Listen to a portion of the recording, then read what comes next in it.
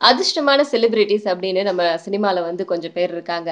அதுல வந்து நம்ம தனுஷ சொல்லலாம். அவருடைய கூட்டணியில இப்போ வெளிவந்திருக்கிற எஸ்கேப் ஆர்டிஸ்ட் மதன கூட சொல்லலாம்.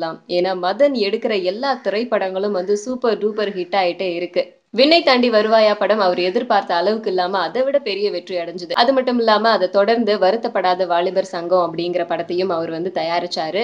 அதுதான் வெற்றி படமா அமைஞ்சது அப்படின்னு பார்த்தா, அத தொடர்ந்து இயக்குன மான் கராத்தே படமும் வந்து பெரிய அளவுல அவருக்கு வெற்றிய குடுத்து, ரொம்ப பெரிய அதிர்ஷ்டமாவும் அமைஞ்சது. அத தொடர்ந்து தனுஷ் கிட்ட இருந்து 12 கோடிக்கு வாங்குன வேலையில்லா பட்டதாரி, இப்போ 20 கோடிக்கும் மேல அவருக்கு வசூலாயிட்டு பெரிய லாபத்த குடுத்துட்டு இருக்காம். சோ அந்த அளவுக்கு வந்து மதன் இப்போ ரொம்ப சந்தோஷத்துல இருக்காரு.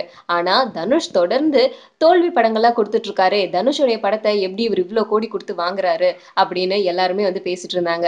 இவரு வாங்குனது மட்டும் இல்லாம கோடிக்கணக்குல செலவு பண்ணி அதுக்கு விளம்பரமும் பண்ணாரு. அந்த அளவுக்கு இவருக்கு லாபம் கிடைக்குமா அப்படின்னு எல்லாரும் கேலி பேசவும் ஆரம்பிச்சாங்களாம்.